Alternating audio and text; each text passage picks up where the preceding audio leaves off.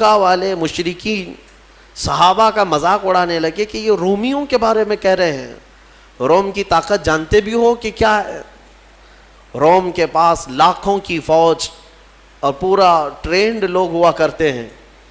بہت کچھ ان کے پاس اسلحے اس زمانے کے، اور طاقت بھی، دولت بھی، سب کچھ ان کے پاس تھا رومیوں کے پاس. اور ادھر دیکھو تو صحابہ اکرام رضوان اللہ تعالیٰ علیہ مجمعین ایک کھجور پر پورا دن گزارا کر رہے ہیں، اسباب نہیں، کچھ نہیں.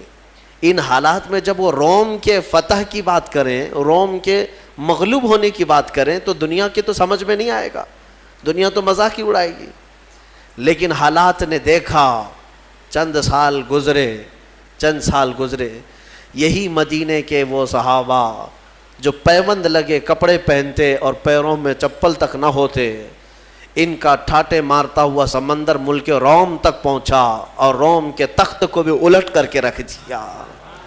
ہاں، نکل کر کے صحرا سے جس نے الٹ دیا تھا تخت روما کو، اقبال نے کہا ہے نا، نکل کر کے صحرا سے جس نے الٹ دیا تھا تخت روما کو، سنا ہے قدسیوں سے میں نے کہ وہ شیر پھر ہوشیار ہوگا. اقبال نے کہا ہے.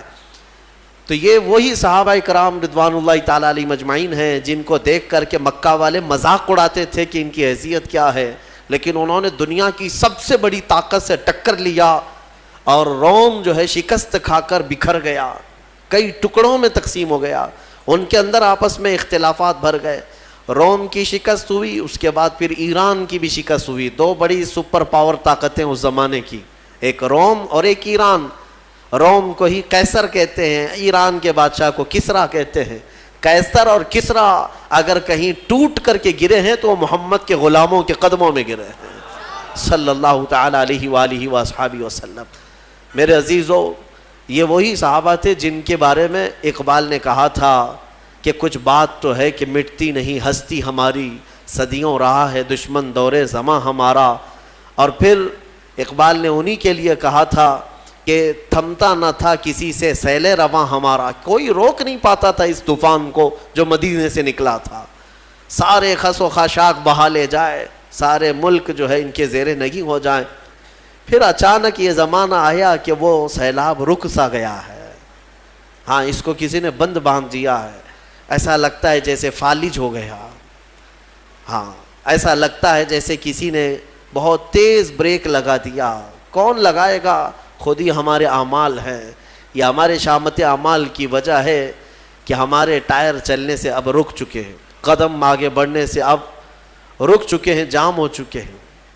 بس اس کا علاج وہی ہے جو صحابہ کرام نے محسوس کیا تھا، اور اس کو علاج کے طور پر ہی اقبال نے بتایا تھا. تمہارا علاج جو ہے صرف اتنا ہی ہے کہ محمد سے وفا تو نے، تو ہم تیرے ہیں. یہ جہاں چیز ہے کیا لوح و قلم تیرے ہیں. طریق مصطفیٰ کو چھوڑنا ہے وجہ بربادی، اسی سے قوم دنیا میں ہوئی ہے بے اقتدار اپنی. ہمیں کرنی ہے شہنشاہ بطحا کی رضا جوئی، وہ اپنے ہو گئے تو رحمت پروردگار اپنی. علاج بھی اسی میں ہے. سبب کچھ اور ہے جسے تو خود سمجھتا ہے، زوال بندے مومن کا بے زری سے نہیں. مال نہ ہونا یہ ہمارا زوال نہیں ہے، طاقت نہ ہونا، سیاست نہ ہونا، حکومت نہ ہونا، یہ ہمارے زوال کا سبب نہیں. ہمارے زوال کا سبب وہ تم کو بھی معلوم ہے کیا ہے، سب کو معلوم ہے. سبب کچھ اور ہے جسے تو خود سمجھتا ہے، اقبال نے کہا ہے. اور چھپاتے کچھ اور ہو، بولتے کچھ اور ہو. کہتے ہو کہ ہمارے پاس ایجوکیشن کی کمی ہے، ہمارے پاس سیاست کی کمی ہے، طاقت کی کمی ہے، اسباب کی. سبب کچھ اور ہے جسے تو خود سمجھتا ہے، یہ اسباب نہیں. اگر یہی سبب ہوتا کہ طاقت کی کمی، اسباب کی کمی، تو پھر ان صحابہ کے قدموں میں سارے ملک کیوں گرے پڑے جا رہے تھے جن کے پاس بظاہر کھجور بھی کھانے کو نہیں تھی، پہننے کے کپڑے بھی نہیں تھے، اور لڑنے کی تلواریں بھی نہیں تھی. پھر کیوں ٹوٹی جاتی تھی ان کے قدموں پہ دنیا؟ سبب کچھ اور ہے جسے تو خود سمجھتا ہے. وہ سبب کیا ہے؟ وہی سبب ہے جس کو تم بھی بھلا بیٹھے ہو اور ایک زمانہ بھلا بیٹھا ہے، کہ نبی پاک صلی اللہ تعالیٰ علیہ وسلم کی وہی محبت جس کو اقبال نے کہا محمد کی محبت دین حق کی شرط اول ہے، اسی میں ہو اگر خامی تو سب کچھ نامکمل ہے. اسی میں ہو اگر خامی، یہیں جا کر کے خامی ہے.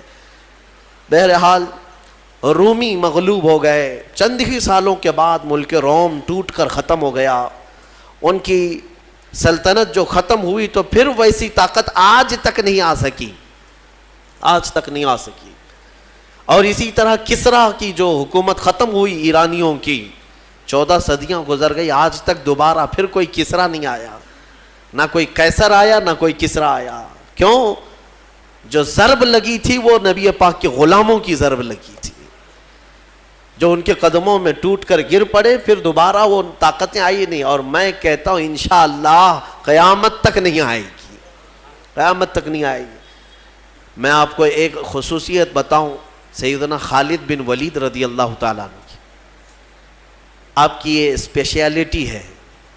حضور صلی اللہ علیہ وسلم کے صحابہ میں ایک صحابی سیف اللہ، اللہ کی تلوار ان کو کہا گیا۔ پتہ ہے آپ کو حضرت خالد بن ولید رضی اللہ تعالیٰ عنہ نے تقریباً 9 سال کے اندر 125 جنگیں لڑی،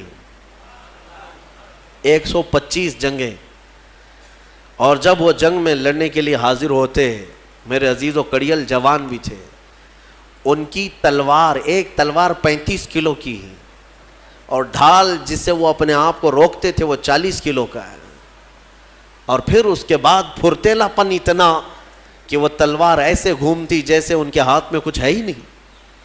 جنگ موتا ایک جنگ ایسی ہے جس میں حضرت خالد بن ولید کہتے ہیں 9 تلواریں میرے ہاتھ سے ٹوٹی ہیں، 9 تلواریں ایک کے بعد دیگرے ٹوٹتی گئی، پھر دوسری لی، وہ ٹوٹی پھر تیسری لیا۔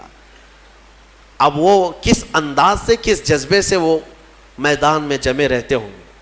میں جو بات عرض کرنے جا رہا ہوں وہ یہ ہے کہ سیدنا خالد بن ولید کی سربراہی میں اور آپ کی سپہ سالاری میں جتنے علاقے فتح ہوئے، بہت علاقے ہیں، جارڈن ہے، ملک شام کے کئی علاقے ہیں، یمن کے کئی علاقے ہیں، یہ جتنے علاقے حضرت خالد بن ولید کی سرپرستی میں فتح ہوئے، یاد رکھیں توجہ کے ساتھ، اوروں نے بھی جنگیں کی ہیں، بادشاہوں نے بھی جنگ کی ہیں۔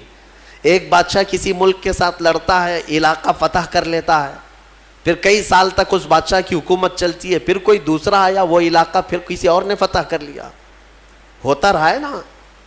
ہندوستان پر ہی کئی مرتبہ کون کون حملے کیے، کس کی حکومت چلی، پھر وہ حکومتیں ختم ہوئی، پھر کوئی اور آیا، پھر کوئی اور آیا، یہ سلسلہ چلتا رہا ہے۔ لیکن خالد بن ولید رضی اللہ تعالیٰ عنہ کا ریکارڈ ہے کہ جو علاقے آپ کے زمانے میں فتح ہوئے، 1400 سال گزر گئے، آج تک وہ علاقہ پھر کسی اور کے پاس نہیں گیا، آج تک وہ علاقہ کوئی اور فتح نہیں کر سکا، آج بھی وہ دامن اسلام میں ہے، آج بھی وہاں پرچم اسلام ہی لہرا رہا ہے۔ یہ سیدنا خالد بن ولید رضی اللہ تعالیٰ عنہ کی فتح ہے۔ بہرحال میں بات جو عرض کر رہا تھا وہ یہی ہے کہ نبی پاک صلی اللہ تعالیٰ علیہ وسلم کے غلام بظاہر اسباب کچھ نہیں تھے، لیکن انہوں نے پوری دنیا کو اپنی طاقت کا لوہا منوا کر رہے ہیں۔ احزاب